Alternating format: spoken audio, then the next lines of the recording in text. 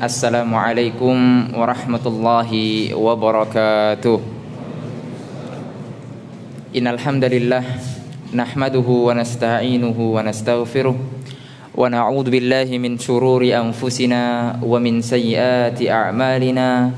May yahdihillahu fala mudilla lahu wa may yudlil fala hadiya lahu. Ashhadu an la ilaha illallah wahdahu la syarika lahu wa ashhadu anna Muhammadan abduhu wa rasuluh. Qala Allahu azza wa jalla, ya ayyuhalladzina amanu taqullaha haqqa tuqatih wa la tamutunna illa wa antum muslimun. Alhamdulillah, kita bersyukur kepada Allah Subhanahu wa taala yang telah memberikan kepada kita kesempatan untuk datang di majelis ilmu, mendengarkan qala Allah wa qala Rasul wa qala as-sahabah wa qala al-ulama. Salawat serta salam semoga tetap tercurahkan kepada baginda Rasulullah sallallahu alaihi wasallam, yang mana beliau telah menunjuki kepada kita semua jalan kebenaran. Pada kesempatan kali ini insyaallah kita akan membahas sebuah kitab yang sangat penting bagi penuntut ilmu. Sebuah kitab tipis akan tetapi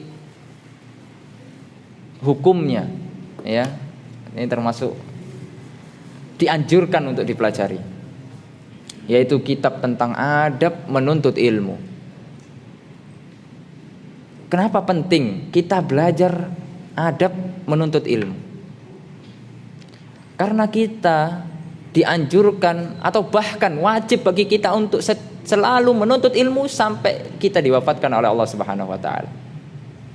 Nabi Muhammad sallallahu alaihi wasallam mengatakan talabul ilmi fardhatun ala kulli muslimin, bahwasanya menuntut ilmu adalah suatu kewajiban bagi setiap muslim. Dan mempelajari adab-adab menuntut ilmu, ya, mempelajari adab-adab menuntut ilmu ini sangat-sangat dianjurkan. Karena seorang tidak akan pernah meraih sebuah ilmu yang bermanfaat kalau dia tidak paham adab-adab menuntut ilmu. Betapa banyak orang yang meluangkan waktunya untuk menuntut ilmu, bahkan puluhan tahun, akan tapi dia sama sekali tidak memahami bagaimana adab dengan gurunya, bagaimana adab ketika di majelis ilmu, bagaimana dia akan meraih ilmu yang berkah. Mahrum. Mungkin dia mendapatkan ilmu, akan tetapi tidak bisa diaplikasikan, tidak bisa diamalkan, karena dia tidak mempelajari adab-adabnya. Oleh karenanya kitab ini yang dikarang oleh Syekhuna Syekh Saleh Al-Utsaimin hafizahullahu ta'ala, salah satu guru kami yang ada di Saudi, ya, biografinya bisa dibaca, ya, di halaman 8, ya, itu biografi beliau, ya, kita tidak akan membacakan, bisa dibaca sendiri. Itu salah satu biografi beliau, ya, dan banyak karya-karyanya. Kemudian beliau juga belajarnya jauh di mana-mana. Bahkan para ulama sekarang menjuluki beliau adalah ulama dengan 1000 guru, karena beliau melakukan rihlah untuk menuntut ilmu ke hampir seluruh negara yang ada di Timur Tengah, bahkan ke India untuk menuntut ilmu hadis, ke Mesir untuk menuntut ilmu Al-Quran, ke Sudan, ke Maroko, dan yang lainnya. Beliau mengeluarkan hartanya untuk menuntut ilmu. Oleh karenanya banyak para penuntut ilmu ketika kajian beliau full, rame, karena beliau salah satu ulama yang memegang sanad yang tinggi di berbagai macam fan ilmu, yaitu Syekh Saleh Al-Utsaimin. Dan beliau sangat perhatian terhadap adab-adab menuntut ilmu. Oleh karenanya beliau membuat suatu kitab, ya, yang besar, judulnya Ta'zimul Ilmi, yaitu memuliakan ilmu, ya. Kemudian karena kitab itu terlalu besar, lalu beliau ringkas kitab itu menjadi Khulasa Ta'zimul Ilmi. Yang ini yang akan kita bahas sekarang. Jadi pada intinya kitab ini ada 20 poin yang disimpulkan dari berbagai macam kitab. Ya, ada 20 poin tentang adab-adab menuntut ilmu. Kitab-kitab tentang kitab-kitab yang membahas tentang adab menuntut ilmu sangat banyak, ya. Sebelumnya itu juga ada misalnya kitab Ta'lim Muta'allim, kemudian ada kitab Tadhkiratus Sami' wal Mutakallim, ya. Ada kitabnya Syekh Bakar Abu Zaid itu Hilyah Talibil Ilm, kemudian disyarah sama Syekh Muhammad bin Shalih Al-Utsaimin, ya, Kitabul Ilmi punya Syekh Shalih Al-Utsaimin dan yang lain sebagainya. Kalau kitab yang muasir, ya, Ma'alim fi Thariq Talabil Ilmi Syekh Abdul Aziz As-Sadhan.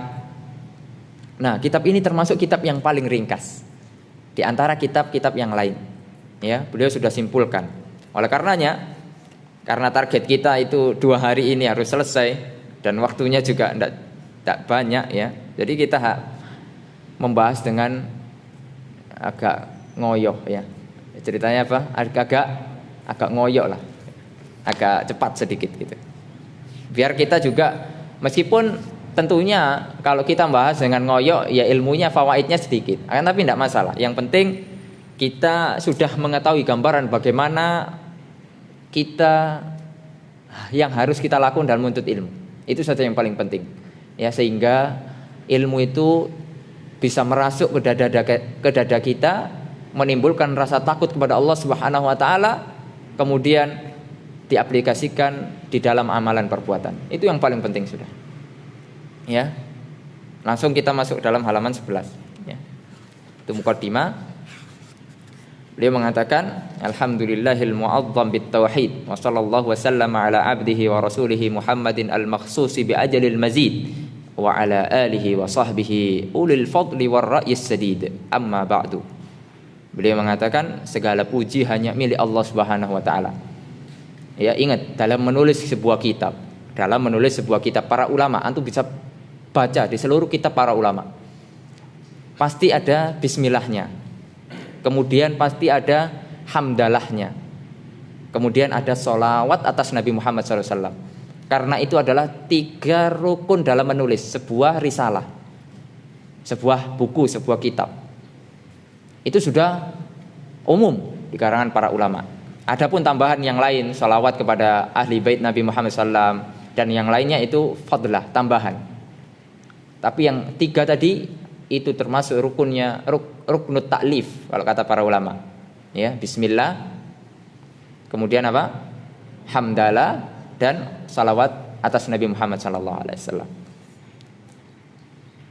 Nah, beliau memuji Allah Subhanahu wa taala, ya, zat yang diagungkan dengan tauhid, al-mu'azzam bit tauhid.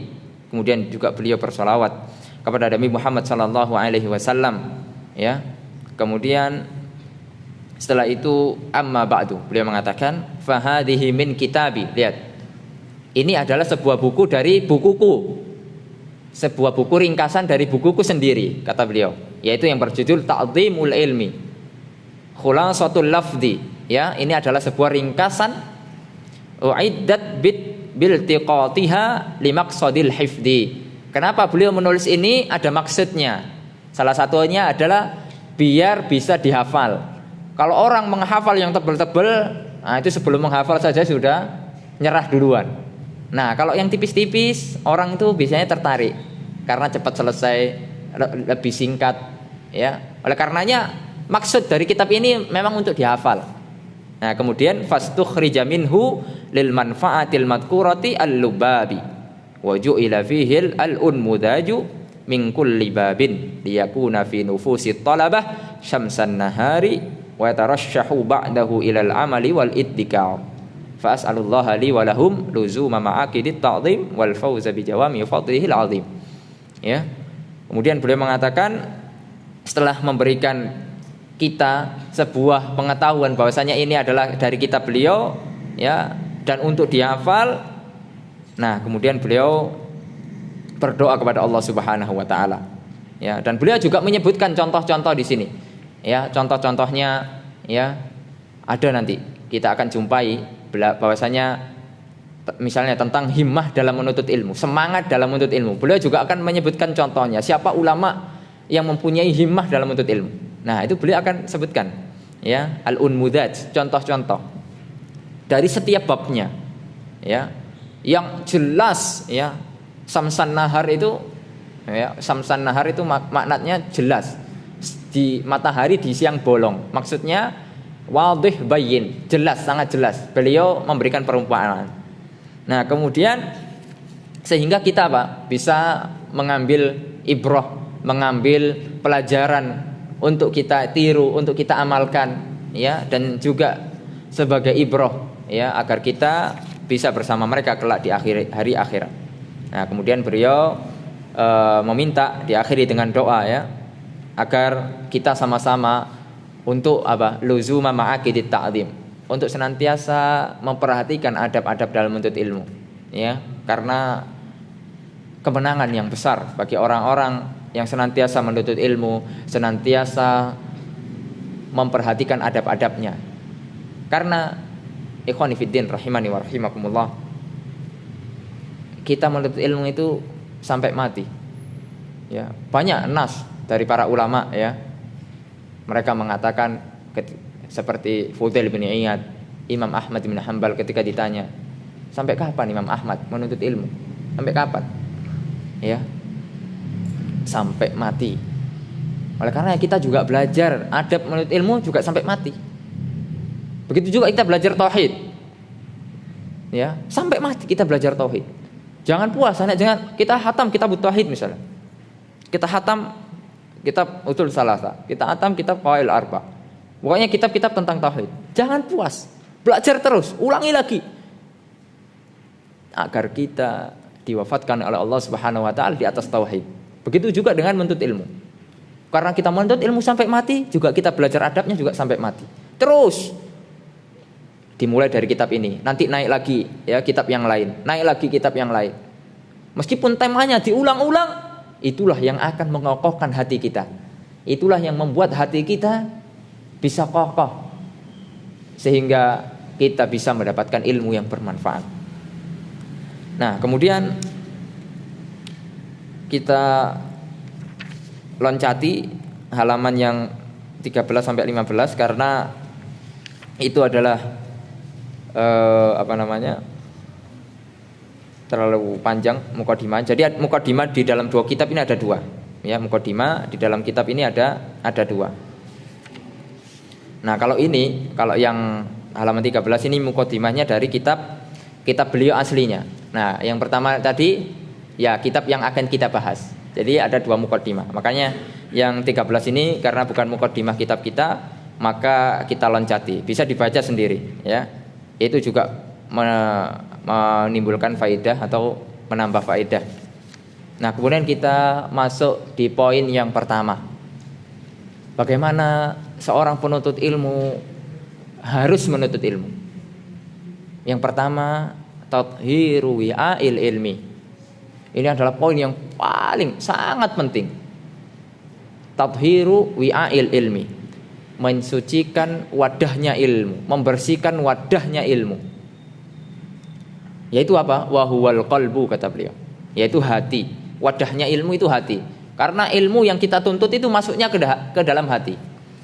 Ya, wa bihasbi taharatil qalbi yadkhuluhu al-ilm. Wa idza izdadat taharatuhu izdadat qabiliyatuhu lil ilmi.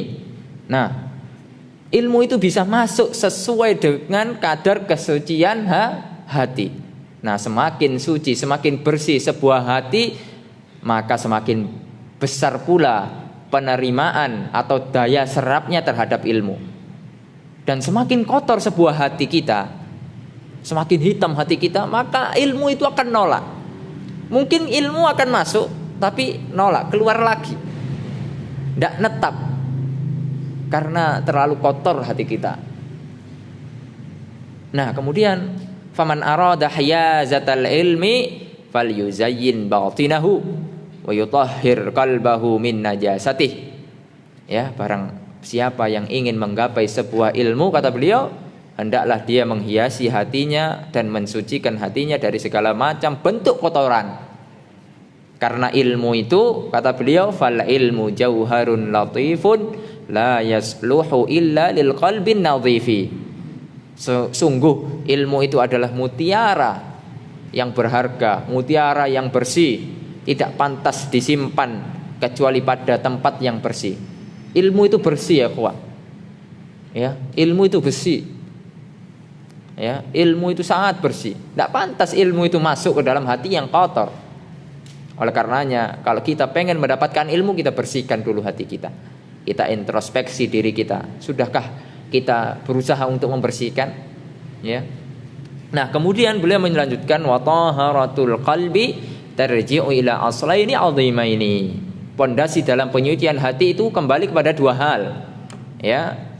Ahaduhuma taharatuhu min najasati syubhat wal akhar taharatuhu min najasati syahawat. Pertama, ya, jadi puncak dari kotoran hati itu ada dua. Muaranya ada dua. Yang pertama adalah syubhat. Ini kerancuan, kesesatan pemikiran. Syubhat ini hubungannya dengan kesesatan pemikiran. Ya. Kemudian yang kedua adalah asyahawat. Dan ini berhubungan dengan biasanya nafsu, syahwat, ya, perut yang ujung-ujungnya ke kemaluan, ya. Misalnya hubbu ar-riasah, ya. Cinta dengan jabatan terlalu berlebihan. Kemudian hubbud zuhur, ya, cinta popularitas, ya. Pengen terus lihat tren, pengen terus dilihat orang dan lain sebagainya. Itu syahwat. Ya, semuanya dua-duanya berbahaya. Oleh karenanya, ketika kita masuk, ketika kita hijrah, fokus dalam menuntut ilmu, maka coba kita introspeksi diri kita. Jangan-jangan hati kita dipenuhi dengan syubhat, pemikiran-pemikiran yang rancu, pemikiran-pemikiran yang jauh dari sunnah Rasul sallallahu alaihi wasallam, pemikiran-pemikiran yang jauh dari akidah salaf, akidahnya Rasulullah sallallahu alaihi wasallam. Semisal firaq-firaq ad-dhallah, Syiah Rafidhah, ya, Al-Khawarij, Murji'ah, Mu'tazilah, ya, itu semua firaq-firaq dhallah, ya. Firqah-firqah yang menyimpang. Ya, sudah jelas. Dan firqah-firqah yang mengikuti firqah-firqah yang tadi. Dengan apapun namanya. Ya, dengan apapun namanya, meskipun namanya indah, akan tapi kalau usulnya, kalau hakikat kesesatannya sama dengan firqah-firqah yang tadi, maka hukumnya sama. Nah, kemudian beliau melanjutkan, wa idza kunta tastahyi min nadhari makhluqin mislika ila wasakhi thawbika fastahyi, ya, min nadharillahi ila qalbika wa fihi ihanun wa balaya wa dzunubun wa khotoya. Apabila engkau malu dari pandangan makhluk yang semisal denganmu, dari kotoran yang menempel pada bajumu. Jadi kita malu, ya kawan. Kita kedatang ke kajian ini, kalau kita pakai baju compang-camping, kotor, misalnya belum disetrika atau ya kotor lah, kena lumpur dan lain, kita malu, akan malu ketika kita datang ke sini. Wah, enggak enak dilihat teman gitu lah. Enggak enak sesama jamaah masjid gitu. Nah, itu kalau kita, itu pun kita malu gitu. Padahal sesama makhluk, maka lebih layak kita malu kepada Allah Subhanahu wa taala kalau hati kita penuh dengan kotoran. Ya. Lebih layak kita malu di hadapan makhluk, tapi tidak malu di hadapan Sang Khalik. Ini adalah salah besar. Ini adalah salah besar. Kita malu. Kita melakukan dosa, kita malu kepada Allah Subhanahu wa taala. Ya. Kalau kita tidak malu, maka hati kita berpenyakit. Hati kita berpenyakit, maka harus diobati. Harus diobati. Kemudian beliau melanjutkan, wa fi sahihi Muslimin an Abi Hurairah radhiyallahu anhu anna Nabiy sallallahu alaihi wasallam qala innallaha la yanzuru ila suwarikum wa amwalikum walakin yanzuru ila qulubikum wa a'malikum. Ya. Di dalam kitab Sahih Muslim, ya, dari hadis Abi Hurairah radhiyallahu anhu bahwasanya Rasulullah sallallahu alaihi wasallam bersabda, ya, sesungguhnya Allah Subhanahu wa taala tidak melihat kepada fisik kalian, tidak pula kepada harta kalian, akan tetapi Allah melihat kepada hati kalian dan amalan kalian. Oleh karenanya jangan sibuk, ya, dengan urusan fisik. Jangan sibuk dengan urusan yang nampak-nampak, yang harta-harta, tapi lebih sibuklah. Ya, itu juga nanti penting juga, tapi tidak sepenting amalan hati dan amalan yang real, perbuatan. Ya, betapa banyak kita ya sekarang misalnya tren-tren hijrah, teman-teman hijrah, tapi hanya sebatas fisik. Akidahnya tidak hijrah, amalannya tidak hijrah, sama saja. Yang dilihat oleh Allah Subhanahu wa taala adalah hati kita. Ya, adapun nanti penampilan luar itu ngikut. Ya, penampilan luar itu ngikut. Ini hal yang harus kita perhatikan dan ini penting sekali, ikhwah. Ya, kadang kita sibuk dengan penampilan luar. Ya, akan tapi dalamnya kita, hati kita kotor. Ini yang harus kita introspeksi bersama-sama. Ya. Kemudian boleh melanjutkan man tahhara qalbahu fihi al-ilmu halla wa man lam yarfa minhu najasatah wada'ahu al-ilmu wartahal. Beliau mengatakan barang siapa yang mensucikan hatinya, maka ilmu itu layak, ya. Ilmu itu layak untuk menetap di situ. Nah, barang siapa yang tidak kebalikannya, ya kebalikan dari yang tadi, yang tidak membersihkan hatinya dari kotoran dan membiarkannya, ya, dan tidak berusaha untuk membersihkan, sudah tahu ilmunya tapi ya biarin sajalah, penyakit-penyakit hati itu ada, ya, maka ilmu itu tidak akan menetap di situ. Ingat ya ikhwah, ilmu tidak akan menetap di situ. Puluhan tahun sekalipun antum duduk di majelis ilmu, tapi kalau hati antum tetap kotor, penuh dengan kebencian kepada sesama muslim, penuh dengan rasa iri, penuh dengan rasa hasad, penuh dengan kesombongan, penuh dengan penyakit-penyakit hati yang lain, riya, wasum'atan dan lain sebagainya, ya, niscaya ilmu antum tidak akan bermanfaat. Itu nanti akan menuntut antum menjadi balak bagi antum di akhirat kelak. Kemudian qala Sahal bin Abdullah rahimahullah, ya, Sahal bin Abdullah berkata, haramun ala qalbin ay yadkhulahu nuru fihi syai'un mimma yakrahullah.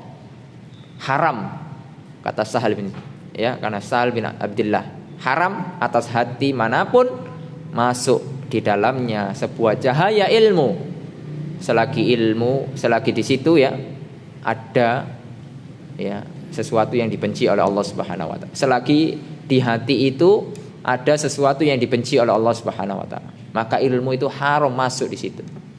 Oleh karenanya kita berusaha, kita bertobat kepada Allah Subhanahu wa taala. Terus kita bermujahadah, bersungguh-sungguh membersihkan hati kita. Karena hati kita kotor. Hati kita ini kotor. Siapa di sini, saya pengen tanya, siapa di sini yang tidak pernah melakukan dosa? Saya kasih hadiah. Angkat tangan.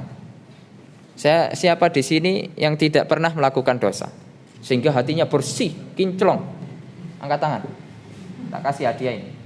Saya udah nyiapin hadiah. Mana tadi? Nih. Siapa? Tak kasih minyak wangi. Angkat tangan. Tidak ada. Kita mengaku bahwasanya kita ini pendosa, ya kawan. Kita pendosa. Dan tidak ada jaminan bagi kita surga. Oleh karenanya kita harus senantiasa setiap hari kita taubat kepada Allah SWT. Jangan pernah merasa diri kita ini suci, ya. Karena kalau orang merasa dirinya ini suci, berarti hatinya berpenyakit. Ya. Allah Subhanahu wa taala berfirman, "Fala tuzakku anfusakum huwa a'lamu bimanittaqa." Jangan kalian mensucikan diri-diri kalian, karena Allah Subhanahu wa taala lebih tahu siapa yang bertakwa. Kalau orang ngaku dia suci, nah berarti bermasalah. Ya. Oleh karena kita senantiasa tadarru kepada Allah Subhanahu wa taala, mengaku atas dosa-dosa yang setiap hari kita lakukan. Ya. Itu yang poin yang harus kita perhatikan. Ya. Itu ada penjelasan, itu adalah tambahan dari kita, ya. Itu bisa dibaca. Yang poin tadi yang paling penting kita harus kita pahami tadi, ya. Membersihkan wadahnya ilmu, yaitu hati. Karena Nabi Muhammad SAW bersabda, "Ala wa inna fil jasadi mudghatan, idza salahat salahal jasadu kulluh, wa idza fasadat fasadal jasadu kulluh." Ketahuilah bahwa setiap raja memiliki larangan, dan larangan Allah adalah apa yang Dia haramkan. Nah, ala wa inna fil jasadi mudghah. Bahwasanya di dalam jasad ada segumpalan daging. Jika baik maka akan baik seluruhnya. Jika buruk segumpalan itu maka buruk seluruhnya, yaitu hati, wadahnya ilmu. Hadis riwayat Bukhari dan Muslim. Nah, ikhwani fiddin rahimani wa rahimakumullah. Kemudian masuk ke dalam ma'aqidus tsani. Ini juga sangat penting. Setelah kita berusaha untuk membersihkan hati kita agar ilmu itu bisa masuk, agar ilmu itu bisa meresap ke dada-dada kita, sehingga menimbulkan rasa takut kepada Allah Subhanahu wa taala, sehingga kita terdorong untuk senantiasa mengamalkannya. Nah, lalu kita perbaiki, yaitu ikhlasun niyati fihi. Kita berusaha untuk senantiasa ikhlas karena Allah Subhanahu wa taala. Karena kalau enggak ikhlas ya itu, antum mengamalkan seluruh amal dari yang paling kecil sampai yang paling besar, tapi antum enggak ikhlas, mardudun, tertolak. Ya. Tertolak ikhwan. Karena syarat diterimanya amal ada 2. Kalau kata Syekh Jamil Zainu ada 3. Ya, iman, harus beriman, harus bertauhid. Kemudian harus ikhlas karena Allah SWT, harus mutaba'ah sesuai dengan apa yang diajarkan oleh Rasulullah SAW. Kalau kita sudah beriman, kalau kita sudah berusaha untuk senantiasa bertauhid, maka syaratnya ada 2, ikhlasun niyyah wa mutaba'atur Rasul SAW. Itu yang harus kita perhatikan. Kemudian beliau mengatakan inna ikhlasal a'mali asasu qabuliha. Ya. Karena apa? Ikhlasnya amal merupakan pondasi agar sebuah amalan itu diterima. Ya. Wa sullamu wusuliha. Ya, merupakan tangga untuk terwujudnya sesuatu yang diinginkannya. Kalau kita ikhlas ya, ikhwan. Insya Allah kalau kita ikhlas menuntut ilmu, apa yang kita cita-citakan, apa yang kita harapkan, itu insya Allah akan dikabulkan oleh Allah Subhanahu wa taala. Kalau kita ikhlas. Ya. Kita pernah dengar kisahnya Imam Malik. Imam Malik itu hidup di abad-abad yang pertama, abad kedua. Ya, beliau meninggal di abad yang kedua. Siapa tahu kapan meninggalnya Imam Malik? Angkat tangan. Ambil nih hadiahnya. Imam Malik. Hah? Salah, itu Imam Syafi'i. Itu Imam Imam Syafi'i, Imam Abu Hanifah itu. Ya, 150 Imam Abu Hanifah. Kemudian Imam Syafi'i lahir pada tahun itu. Ya, siapa yang tahu Imam Malik? Ya, mendekati lah, kurang sedikit. Tidak ada yang tahu. Imam Malik, ikhwah, pernah mengatakan maka nalillahi yabqa. Apa yang dilakukan karena Allah, amalan itu kekal. Sesuatu itu akan kekal. Dan ini yang harus kita jadikan asas kalau kita membangun sesuatu, kalau kita melakukan sesuatu. Dan ini ada kisahnya. Imam Malik ketika itu menulis sebuah kitab Al-Muwatta. Kemudian kebiasaan para ulama kalau menulis kitab dikoreksikan kepada ulama lainnya yang lebih alim daripada dia. Setelah menulis, Imam Malik mengoreksikannya. Ini kitab ana, tolong coba koreksi. Ya, ini semakna lah gitu ya. Kita pengen gambarkan secara ringkas dan secara jelas. Kemudian kata seorang tersebut, ya Imam Malik, kenapa antum kok buat kitab Muwatta lagi? Sedangkan pada zaman Imam Malik kitab Muwatta itu, ya Muwatta itu berisi hadis-hadis Nabi SAW, asar-asar para sahabat, tabi'in, tabi'ut tabi'in, dan kaul ulama, ya seperti Imam Malik sendiri dan lain sebagainya. Pada zaman Imam Malik itu sudah banyak Muwatta itu. Ya, kitab Muwatta, akan tapi Imam Malik yakin maka nalillah ya beqa. Itu harus kita jadikan asas. Kalau kita pengen bangun misalnya madrasah, pengen sekolah, bangun ya apalah yang bermanfaat untuk kaum muslimin, itu harus kita jadikan asas. Maka nalillah ya beqa. Kalau dilakukan karena Allah, berkembang, akan maju. Karena asasnya Allah Subhanahu wa taala. Karena Allah Subhanahu wa taala. Terbukti qaul Imam Malik, perkataan Imam Malik terbukti hingga sekarang. Kitab Muwatta yang dijadikan rujukan, yang dijadikan marja oleh para ulama yang lain dan dibahas hingga sekarang adalah Muwatta'nya Imam Malik, bukan Muwatta'nya ulama-ulama yang lain pada zaman itu. Itulah membuktikan bahwasanya beliau berusaha untuk ikhlas karena Allah Subhanahu wa taala. Ini yang harus kita pelajari, ikhwah. Ilmu ikhlas nih ilmu seumur hidup ya.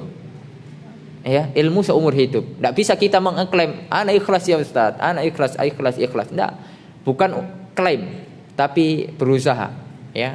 Allah Subhanahu wa taala tidak butuh klaim ya. Ya. Tapi pembuktian nyata. Sudah.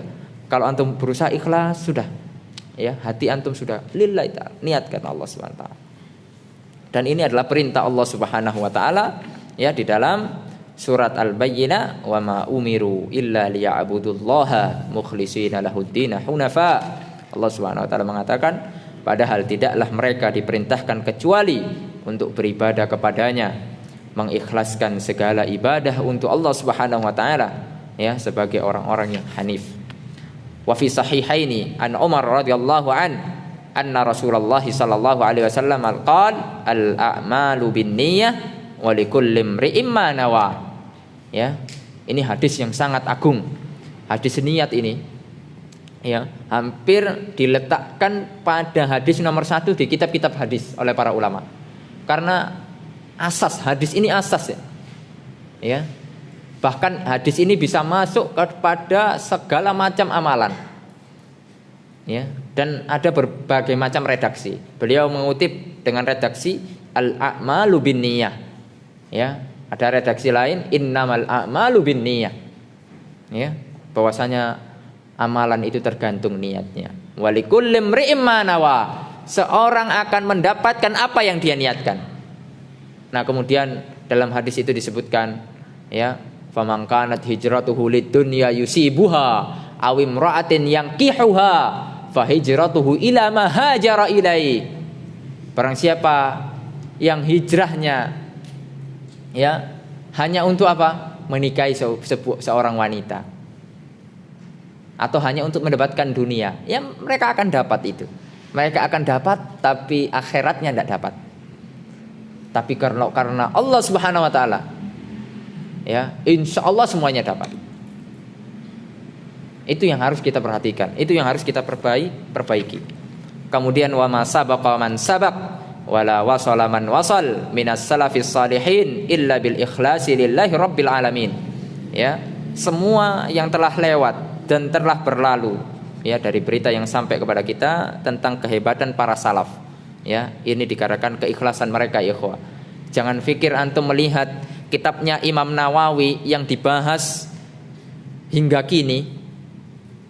Ya, kitab Imam Nawawi yang dibahas hingga kini sekarang ini itu bukan karena ikhlas ya. Itu karena keikhlasan Imam Nawawi yang luar biasa. Beliau disebut-sebut namanya meskipun beliau wafat di abad yang ke-7. Sekarang sudah kita masuk kepada abad yang ke-15. Ya, sudah 8 abad Imam Nawawi meninggal, 800 tahun lebih. Akan tapi kitab-kitabnya dibahas, dikaji, nama-nama beliau senantiasa disebut di majelis-majelis, sehingga para asatidz mengatakan qala Nawawi rahimahullah, mendoakan beliau. Qala Syafi'i rahimahullah, qala Ibnu Hajar Al-Asqalani rahimahullah. Itu karena keikhlasan mereka ya ikhwah. Oleh karenanya ya, pentingnya kita ikhlas. Jangan berpikir itu bukan karena ikhlas. Itu karena ikhlas lillahi ta'ala. Ya. Kemudian qala Abu Bakar Al-Marudhi rahimahullah, sami'tu rajulan yaqulu li Abi Abdillah yakni Ahmad bin Hanbal wa dzakara lahu as-sidqa wal ikhlas wa qala Abu Abdillah bihada irtafa'al qaum. Ya. Abu Bakar Al-Marudhi rahimahullah berkata, aku mendengar seorang berkata kepada Abu Abdillah yaitu Imam Ahmad bin Hanbal tentang perkara kejujuran dan keikhlasan. Maka beliau mengatakan ya, jadi inti dari kita kalau kita pengen naik tingkat, naik kelas, naik derajat, perhatikan 2 hal ini ya. as-sidqu wal ikhlas. Ikhlas dan jujur. Ini antum aplikasikan, antum bekerja. Dua ini coba antum amalkan, jujur dan ikhlas. Insya Allah antum akan langgeng terus kerja. Kalau antum tidak punya dua ini, ya, meskipun skill antum bagus, tapi antum menipu, ya, kerja baru 2 hari antum dipecat. Meskipun antum, masya Allah, lulusan S3, S4, S terserah, ya, tapi antum tidak punya dua ini, tidak jujur, tidak ikhlas, selesai antum. Tapi kalau antum punya dua hal ini, insya Allah Allah Subhanahu Wa Taala akan mengangkat derajat antum di dunia maupun di akhirat. Ya. Kemudian beliau mengatakan wa innama yunalul mar'u al ilma ala qadri ikhlasihi.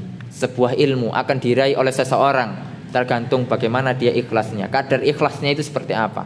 Ya, kata Syekh Shalih Al-Utsaimin. Wal ikhlas fil ilmi yaqumu ala arba'ati usul. Nah, ini yang harus kita catat betul-betul. Ya, ikhlas itu bagaimana? Gambaran ikhlas itu bagaimana sih? Ya. Kita kan ngambang ikhlas, tapi gambarannya bagaimana? Ya, ada 4 hal yang perlu kita ketahui tentang ikhlas. Bagaimana kita bisa dikatakan ikhlas kalau kita sudah berusaha mengamalkan 4 hal ini. Biha tatahaqqaqu niyatul ilmi lil muta'allimi idza qasadaha. Ya, dengan 4 hal, ya, itu penuntut ilmu bisa dikatakan lurus niatnya.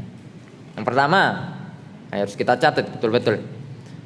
Kita berniat raf'ul jahli an nafsi, ya, mengangkat dalam menuntut ilmu kita mengangkat niat, ya, atau berniat untuk mengangkat kebodohan dari diri kita, ya, bi ta'rifiha ma 'alaiha minal ubudiyyat wa iqafiha 'ala maqasidil amri wan nahyi, yaitu dengan kita mengetahui, ya, kita angkat kebodohan daripada perkara-perkara yang memang wajib, ya, memang diwajibkan oleh Allah Subhanahu Wa Taala. Dari mana? Seperti apa? Tauhid, ubudiyat. Itu kita harus tuntut pertama kali dalam menuntut ilmu. Tauhid. Bagaimana kita mengenal Allah Subhanahu Wa Taala. Bagaimana kita harus menjauhi kesyirikan. Nah, kemudian kita mengetahui hal-hal yang berikutnya, larangan dan perintah. Ikhwani fiddin rahimani wa rahimakumullah. Kemudian yang kedua adalah, ya, raf'ul jahli an nafsi. Ai raf'ul jahli anil khalqi afan. Ya, yang kedua, setelah diri kita sendiri, nah kemudian kita meniatkan untuk mengangkat kebodohan daripada orang lain. Tentunya yang paling berhak mendapatkan ilmu kita adalah keluarga kita, orang tua. Kalau kita sudah nikah, ya, anak dan istri, ya, kerabat dekat atau tetangga kiri kanan. Kita niatkan, kita menuntut ilmu, kita mendapatkan ilmu, kemudian kita coba dakwahkan.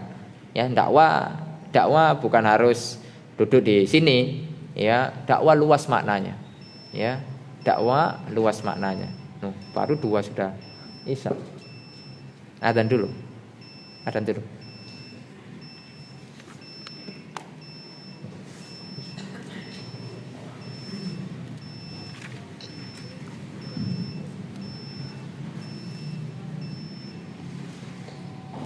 Allahu Akbar, Allahu Akbar.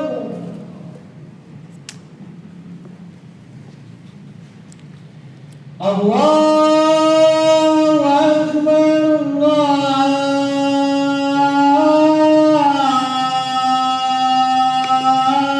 Allahu Akbar.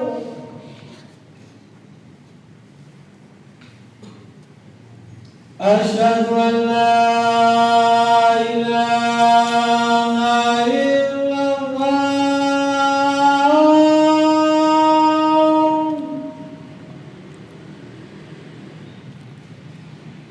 Asyhadu an la ilaha illallah.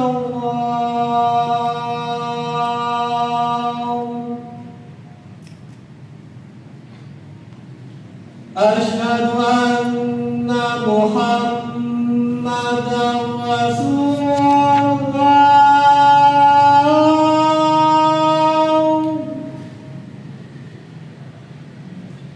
أشهد أن محمدا رسول الله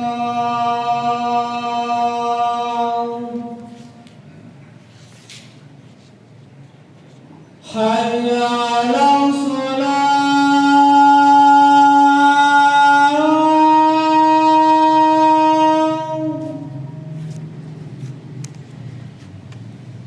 حي على الصلاة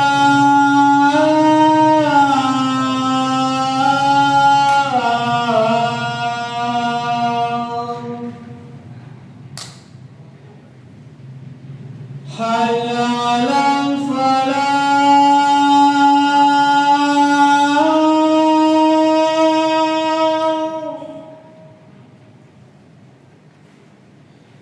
حي على الفلاح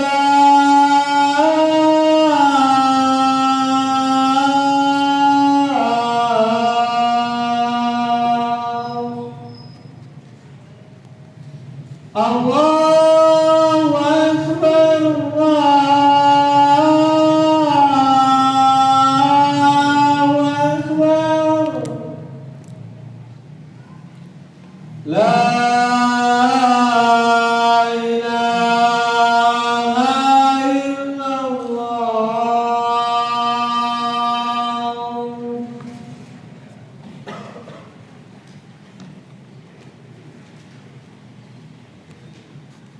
Gimana? Dilanjutkan dah?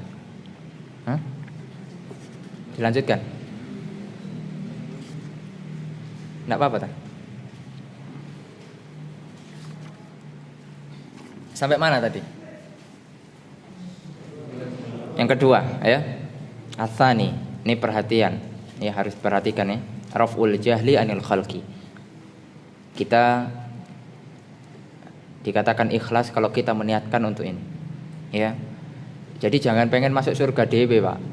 Ya, jangan sudahlah saya masuk surga sendiri. Enggak, kita ngajak orang lain. Kita ajak keluarga kita. Allah Subhanahu wa taala yang memerintahkan. Allah Subhanahu wa taala berfirman, "Ya ayyuhalladzina amanu qu anfusakum wa ahlikum nara."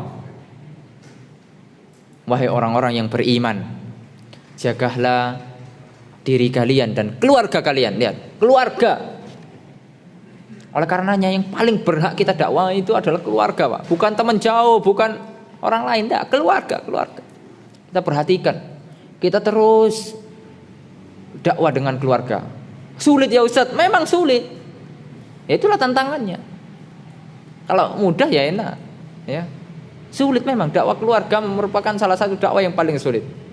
Betapa tidak? Siapa panutan kita? Nabi Muhammad SAW. Beliau sulit mendakwai keluarganya sendiri.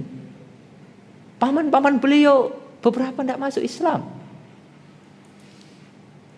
Dan para nabi yang lain, Nabiullah Ibrahim susah mendakwai keluarganya. Nuh, Nabiullah Nuh, Rasul yang pertama kali di muka bumi. Anaknya tidak beriman. Siapa lagi? Nabi Lut dan yang lainnya. Akan tapi coba kita berusaha. Terus kita ajak umi kita, adik kita, orang tua kita, keluarga kita semuanya. Ya, kita dakwai, manfaatkan media-media yang ada. Ya mungkin susah dengan lisan. Ya udah kita mungkin ada grup WA. Ya kita share. Berusaha. Kemudian yang ketiga, ikhyaul ilm. Kita meniatkan untuk apa? Menghidupkan ilmu, menghidupkan majelis ilmu. Oleh karena majelis ilmu tidak boleh mati, Pak. Terus kita hidupkan majelis ilmu. Ya, kita terus hidupkan majelis ilmu. Ya, meskipun yang datang 1-2 orang tidak masalah. Yang penting majelis ilmu jalan terus. Ya, jalan terus. Tidak di masjid, di rumah. Misalnya di masjid tidak boleh, misalnya, tidak apa-apa, di rumah. Yang penting ilmu itu terus terjaga. Ada yang mengemban ilmu dari zaman ke zaman. Nah, kemudian yang ar-rabi, ini yang paling penting nih. Ya, dari 3-4 hal ini yang paling penting. Al-amalu bil ilmi.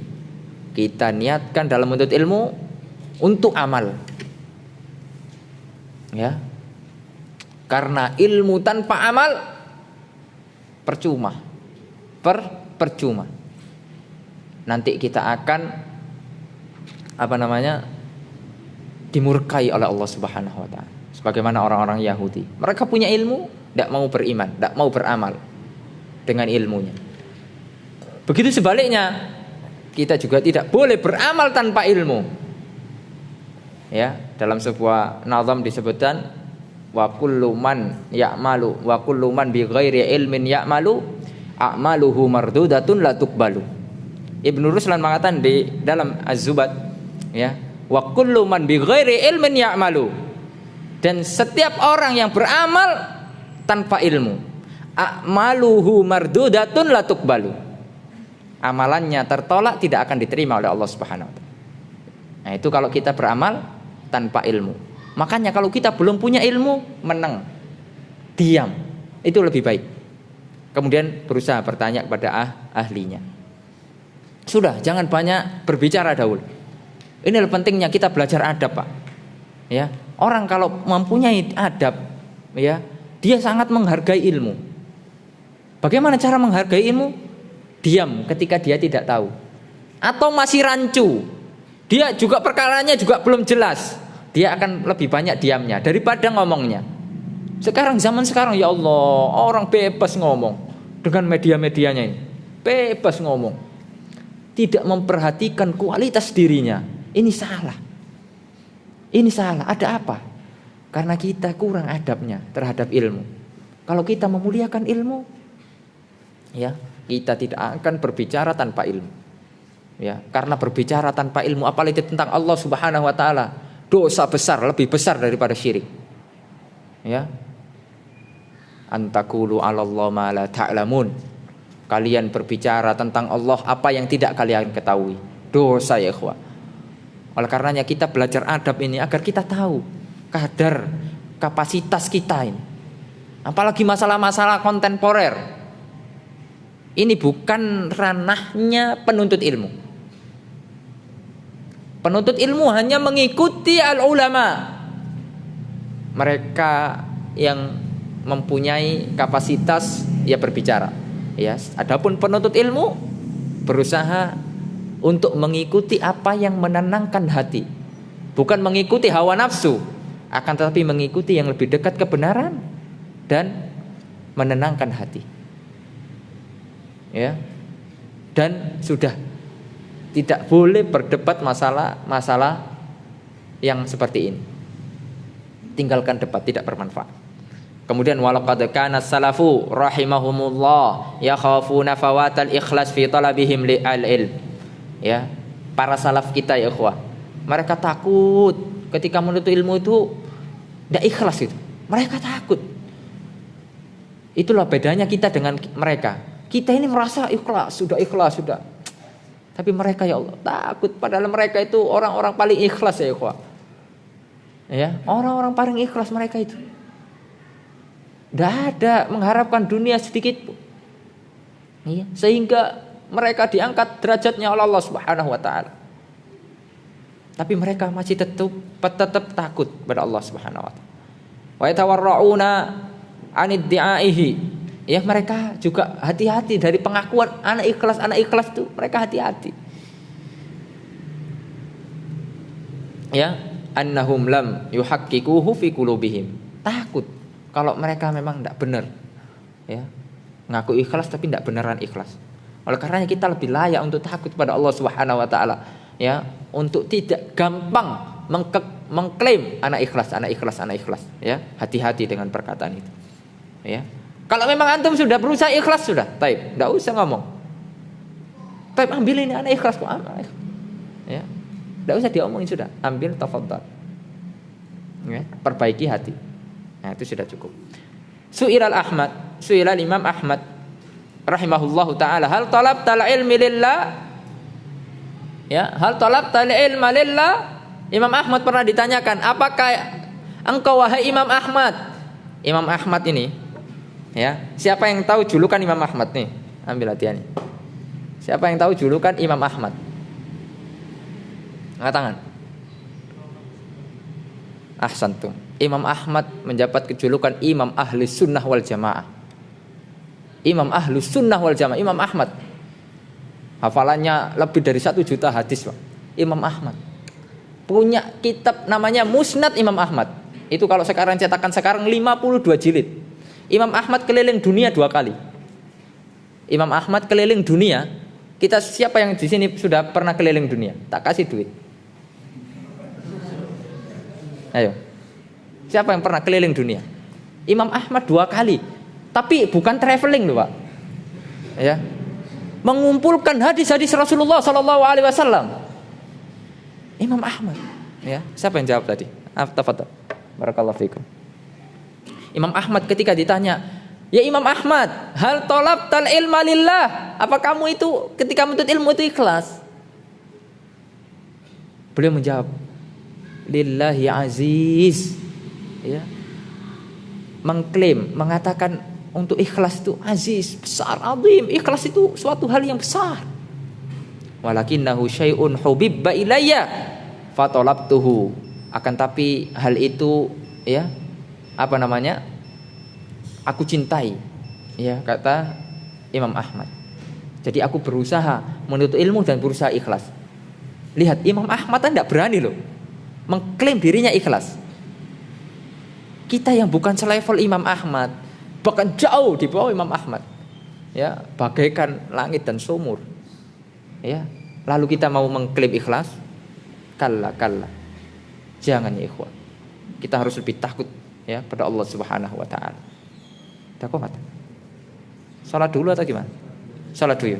Nanti boleh dilanjutkan tapi. Taib, khair insyaallah ya. Ya, insyaallah kita lanjutkan ya. Enggak bosan kan? Ya, insyaallah enggak bosan ya. Sallallahu ala nabiyina Muhammad. Assalamualaikum warahmatullahi wabarakatuh.